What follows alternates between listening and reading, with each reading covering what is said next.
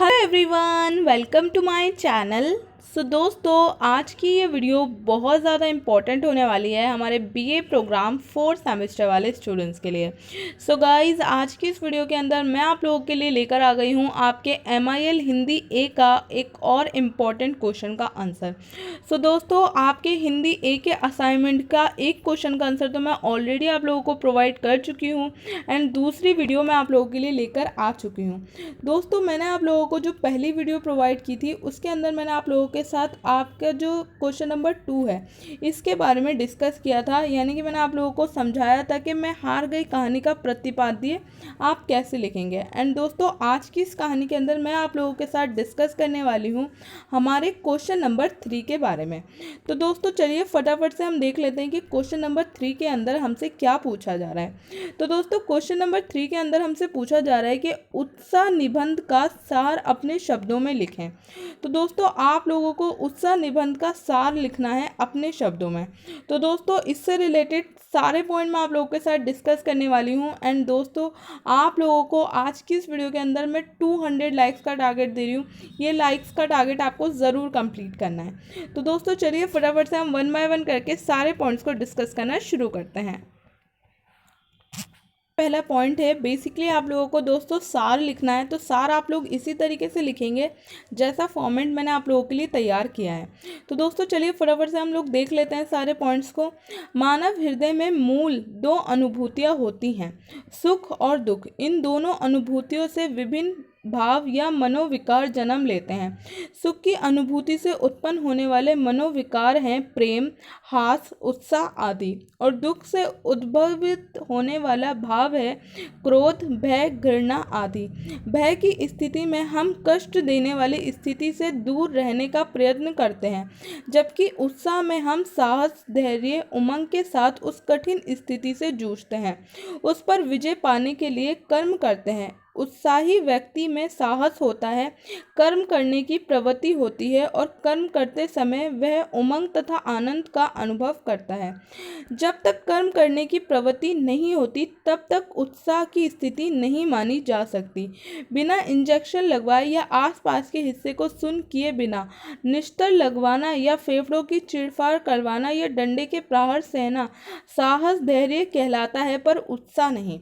तो दोस्तों, बेसिकली इस पूरे पॉइंट के अंदर, यानी कि ये जो आप लोगों का उत्साह निबंध है, इसका जब आप लोग सार लिखोगे तो बेसिकली इस पूरे पॉइंट के अंदर आपको ये बताना है कि जो एक असली उत्साह होता है वो क्या होता है, वो कब प्राप्त होता है। तो दोस्तों, इससे रिलेटेड चीज़ें बताई गई हैं।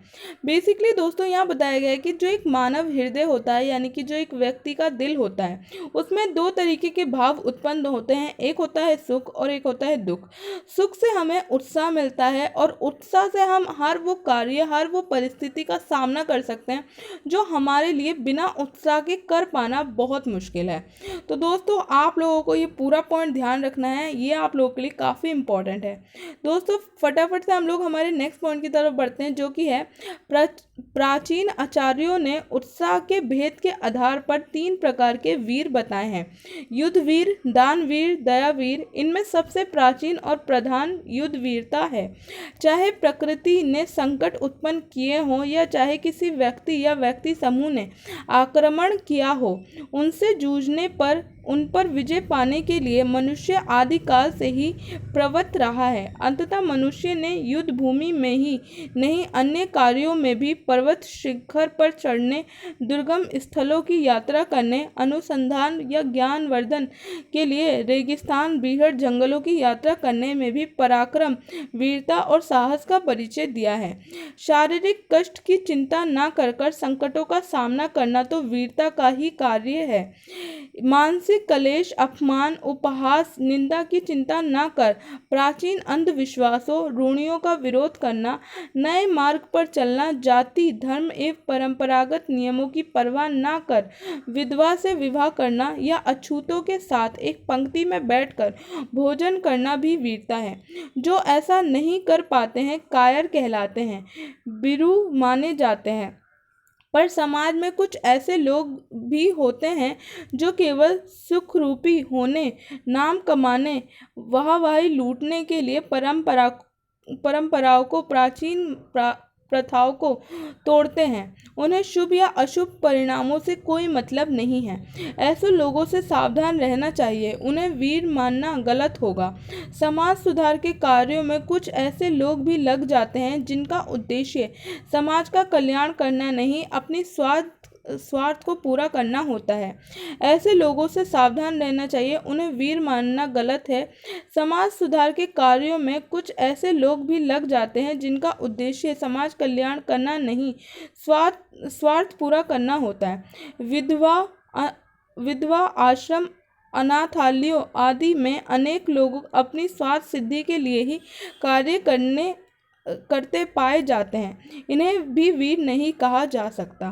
तो बेसिकली गाइस, ये जो पैराग्राफ्स मैंने अभी आप लोगों को बताए हैं, इनके अंदर बताया गया है जो उत्साह होता है उसको किस तरीके से हमारे जो प्राचीन आर्य हैं उन्होंने कैटेगराइज किया है। यानी कि दोस्तों, उन्होंने उत्साह के भेद के आधार पर 3 प्रकार के वीर बताए हैं। पहले है युद्ध वीर। तो दोस्तों, हम सबसे पहले युद्ध वीर के बारे में डिस्कस कर रहे हैं। उसके बाद है दानवीर और फिर है दयावीर। तो दोस्तों, युद्ध वीर वह व्यक्ति होता है जो विभिन्न से विभिन्न संकट में, प्राकृतिक आपदा के समय या कोई उसके ऊपर आक्रमण कर दे, तब भी उस स्थिति में वो अपना धैर्य नहीं खोता और उत्साह के साथ उस चीज़ का सामना करता है। पर्वत शिखर पर चढ़ना, दुर्गम स्थलों की यात्रा करना, ये सब कुछ वीरता की निशानी है। शारीरिक कष्ट की चिंता ना कर और अन्य लोगों की चिंता ना कर जो समाज के लिए कार्य करता है, जैसे कि अछूतों के साथ संबंध रखता है, विधवा से विवाह करता है, ये जो भी लोग होते हैं ये लोग वीर माने जाते हैं। लेकिन दोस्तों, यहाँ पे एक और बात कही गई है, वो ये है कि कुछ लोग ऐसे भी होते हैं जो सिर्फ दुनिया को दिखाने के लिए अच्छा काम करते हैं, वास्तविकता में वो सिर्फ और सिर्फ अपने स्वार्थ की पूर्ति कर रहे होते हैं। तो ऐसे लोगों को वीर मानना गलत होगा, क्योंकि वो लोग हमेशा सिर्फ अपनी भलाई के बारे में सोचते हैं। तो दोस्तों, ये पूरा पॉइंट आपको ध्यान रखना है। दोस्तों, हमारा नेक्स्ट पॉइंट है, यदि कर्म सुंदर है अर्थात उसका परिणाम शुभ तथा वृद्ध समाज के लिए हितकारी है, जैसे देश रक्षा या अस्पताल खोलना या साक्षरता अभियान में सक्रिय होना, तो उनमें दिखाया गया उत्साह प्रशंसनीय है। इसके विपरीत जो कार्य अशुभ हैं, अहितकारी हैं, जैसे डाका डालना, आतंकवादियों के गिरोह में मिलकर हिंसा करना, तोड़फोड़ करना, तो उनमें दिखाया गया उत्साह निंदनीय कहा जाएगा।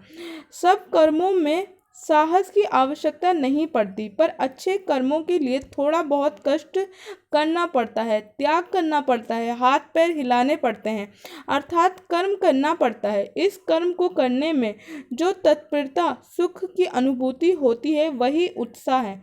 अंततः उससे उत्साह में भले ही साहस, शौर्य, वीरता के भाव ना हो, कर्म करने का संकल्प तथा प्रयत्न जरूर होता है। तो दोस्तों, हमारे नेक्स्ट पॉइंट के अंदर बताया गया है कि यदि आपका कर्म सुंदर है, कर्म सुंदर कहने का मतलब है कि अगर आप कोई ऐसा काम कर रहे हो जिससे कि समाज का भला होगा, जैसे कि आप देश की रक्षा के लिए आर्मी में जा रहे हो या फिर गरीबों के लिए कोई अस्पताल खोल रहे हो, तो वहाँ पर वो काम करते टाइम आपको जो उत्साह की भावना होती है वही एक सच्चा उत्साह है। इसके विपरीत जब आप कोई गलत काम करते हो, जैसे कि आप कोई तोड़फोड़ मचाते हो, पब्लिक प्रॉपर्टी को डैमेज पहुंचाते हो, उस टाइम पे जो आपके अंदर उत्साह दिखता है वो निंदनीय कहलाता है।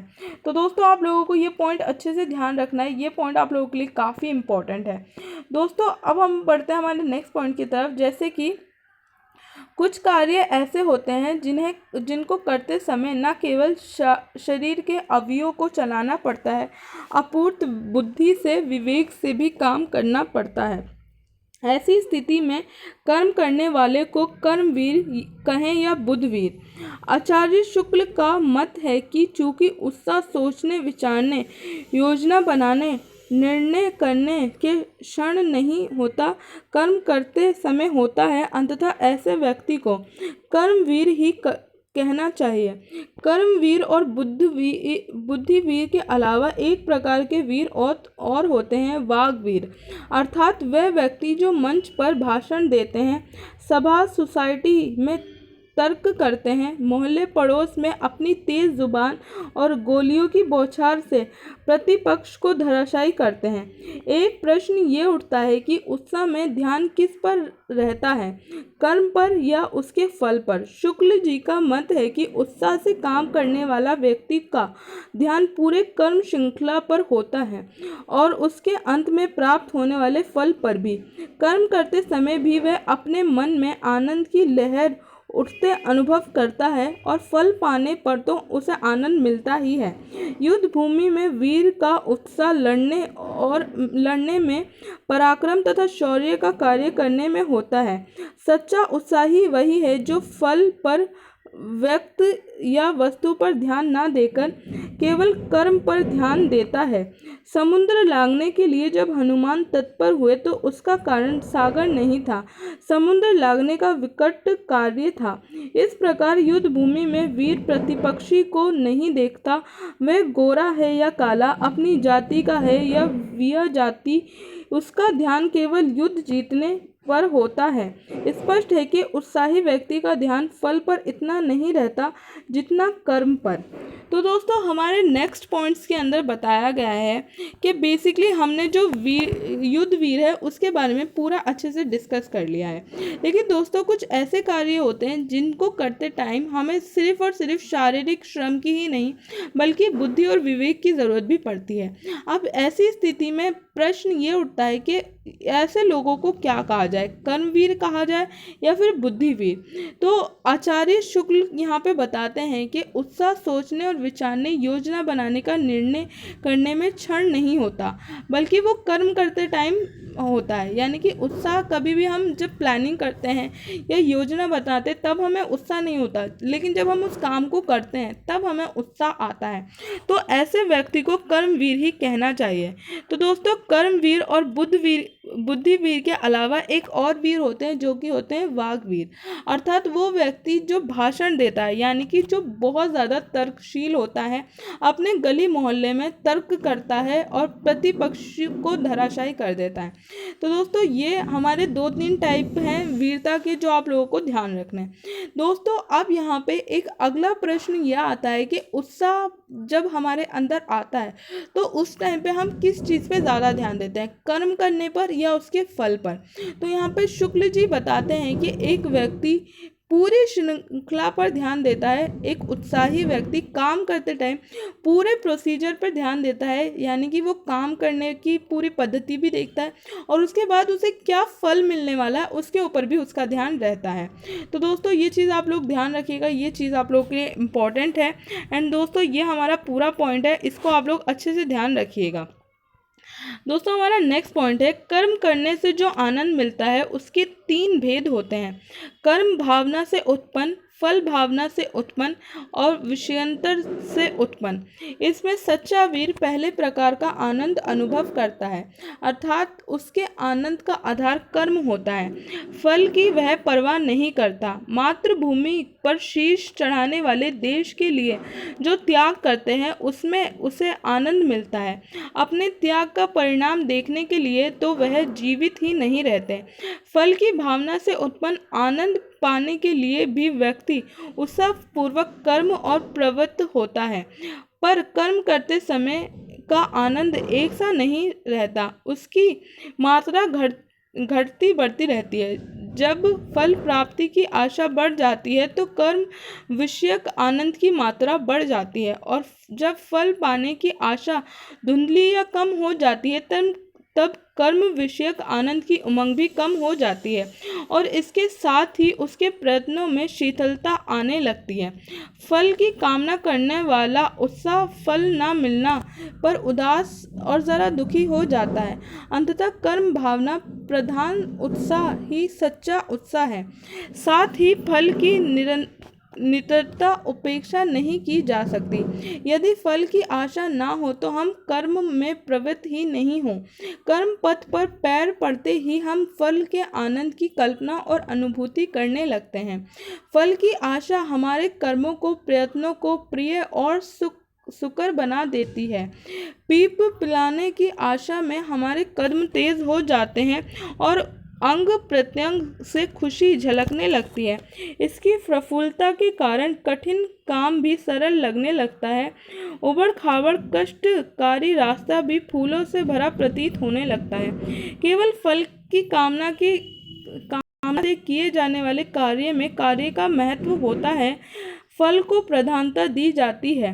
अंततः कर्म करते समय कोई विशेष उत्साह नहीं होता, स्वयं कर्म निर्जीव तथा निसर हो उठता है।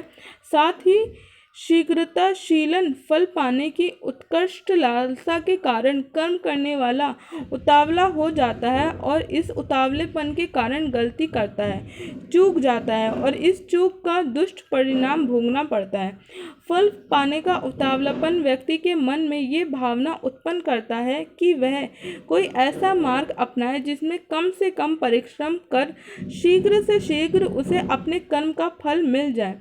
ये मार्ग खतरों से भरा होता है और श्री कृष्ण ने गीता में इसीलिए निष्काम होकर कर्म करने का उपदेश दिया है। पर भारतवासी उनकी ये बात ना मानकर फल के पीछे इतने अधिक पड़ गए हैं कि थोड़ा दान दक्षिणा देकर, गंगा स्नान कर या अन्य ऐसे छोटे मोटे पुण्य कार्य या धार्मिक अनुष्ठान कर करोड़पति बनना, पुत्र प्राप्त करना, रोग मुक्त होना चाहते हैं। कर्म के लिए कर्म करने वाले व्यक्ति को एक लाभ ये भी मिलता है कि भले ही उसे कर्म का फल ना मिले, वह कर्म न करने वाले की तुलना में अधिक सुखी रहता है। कर्म न करने वाले को अपनी अकर्मण्यता पर गलन होता है। वह इस पर पूछता है कि कदाचित कर्म करने से उसे फल मिल जाता। उसे इस बात के लिए पछताना पड़ता है कि उसने ये कर्म क्यों नहीं किया। कर्म करने वाले को ये सब दुख गलिन पश्चाताप नहीं होता। उसे ये संतुष्ट रहता है कि उसने फल के लिए यथाशक्ति प्रयत्न किया, परिश्रम किया, अपनी ओर से कोई कसर नहीं छोड़ी। यदि फल नहीं मिला तो कम से कम उसके लिए वह स्वयं दोषी नहीं है। ये संतोष उसे सुख की अनुभूति कराता है। फिर फल पहले से बना बनाया पदार्थ तो नहीं होता। कर्म प्रयत्न ही फल का निर्माण करते हैं। अंततः कर्म करना ही श्रेष्ठ कार्य है। कर्मठ व्यक्ति वह है जो कर्म करते हुए आनंद प्राप्त करता है, काम करते समय आनंद प्राप्त करता है।